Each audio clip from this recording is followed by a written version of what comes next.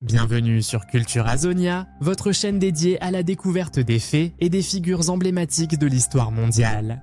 Aujourd'hui, nous plongeons dans la vie fascinante de Patrice Emery Lumumba, une figure clé de l'indépendance congolaise et un symbole de la lutte pour la liberté en Afrique. Préparez-vous pour un voyage captivant à travers les événements marquants de la vie de Lumumba, de sa naissance à son tragique assassinat et au-delà. Installez-vous confortablement pour cette exploration détaillée sur l'une des personnalités les plus influentes du XXe siècle. Naissance et enfance. Patrice Emery Lumumba est né le 2 juillet 1925 dans le village d'Onalua, situé dans la région de Sankuru, dans ce qui est aujourd'hui la République démocratique du Congo. Il est issu d'une famille modeste de l'ethnie Tetela. Ses parents, François Tolenga Otechima et Julienne Wamato Lomenja, travaillant comme paysans. Lumumba grandit dans une société coloniale belge qui opprime les Congolais, mais il se distingue rapidement par son intelligence et sa soif d'apprendre. Éducation et premier pas dans la vie. Adulte. Après avoir fréquenté des écoles primaires catholiques et protestantes, Lumumba poursuit ses études dans une école pour fonctionnaires à Kisangani, alors Stanleyville. Il travaille ensuite comme employé de bureau, postier et comptable, tout en continuant à s'informer sur la politique et les mouvements de décolonisation à travers le monde. Lumumba est un lecteur avide et autodidacte, ce qui lui permet de se forger une solide éducation malgré les limitations imposées par le régime colonial. Engagement politique et fondation du MNC dans les années 1950, Lumumba commence à s'engager activement dans la politique. En 1955, il rejoint l'Association des Évolués, une organisation de l'élite congolaise éduquée qui plaide pour des réformes politiques et sociales. Lumumba s'impose rapidement comme un leader charismatique et un orateur passionné. En 1958, il fonde le Mouvement national congolais, MNC, un parti politique qui prône l'indépendance immédiate du Congo et l'unité nationale. Le MNC attire rapidement un large soutien parmi les Congolais désireux de se libérer de la domination coloniale belge. Lutte pour l'indépendance. Lumumba participe à la conférence panafricaine d'Accra en 1958, où il rencontre d'autres leaders africains de la décolonisation, comme Kwame Nkrumah et Julius Nyerere. Inspiré par ces échanges, il intensifie son militantisme pour l'indépendance du Congo. En 1959, les tensions entre les autorités coloniales belges et les mouvements nationalistes s'intensifient. Des manifestations éclatent et Lumumba est arrêté pour incitation à la rébellion. Son arrestation et sa libération ultérieure renforcent sa réputation de leader courageux et déterminé. Indépendance du Congo. En janvier 1960, une table ronde est organisée à Bruxelles pour discuter de l'avenir du Congo.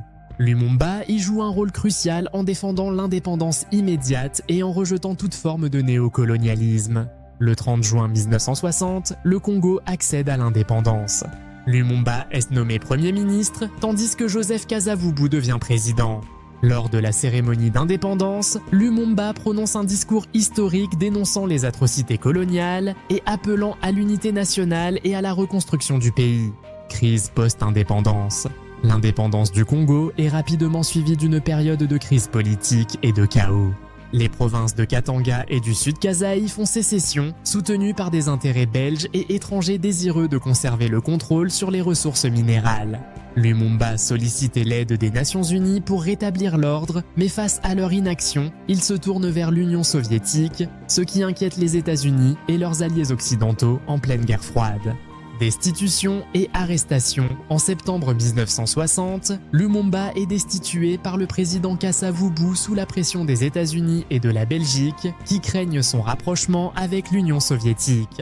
Le colonel Joseph Mobutu, un ancien allié de Lumumba, organise un coup d'État et prend le pouvoir. Lumumba tente de rallier ses partisans, mais il est arrêté par les forces de Mobutu en décembre 1960. Sa détention est marquée par des conditions inhumaines et des mauvais traitements. Assassinat de Lumumba. Le 17 janvier 1961, Lumumba est transféré à Elisabethville, aujourd'hui Lubumbashi, dans la province sécessionniste du Katanga. Là, il est torturé et exécuté par des officiers katangais avec la complicité des autorités belges. Son corps est mutilé et dissous dans l'acide pour effacer toute trace de son existence. La nouvelle de sa mort provoque une onde de choc à travers le monde et Lumumba devient un martyr de la lutte pour l'indépendance africaine. Héritage et mémoire. Patrice Lumumba reste une figure emblématique de la lutte pour la liberté et l'indépendance en Afrique. Son héritage perdure dans les mouvements panafricanistes et les luttes pour la justice sociale à travers le continent. Des statues et des monuments à sa mémoire sont érigés dans plusieurs pays et son nom est gravé dans l'histoire comme un symbole de courage et de détermination face à l'oppression.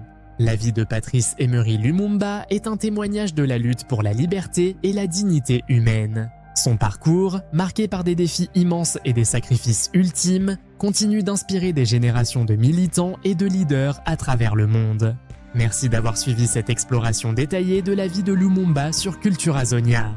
Si vous avez apprécié cette vidéo, n'oubliez pas de liker, de partager et de vous abonner pour plus de contenu fascinant. À très bientôt pour de nouvelles découvertes.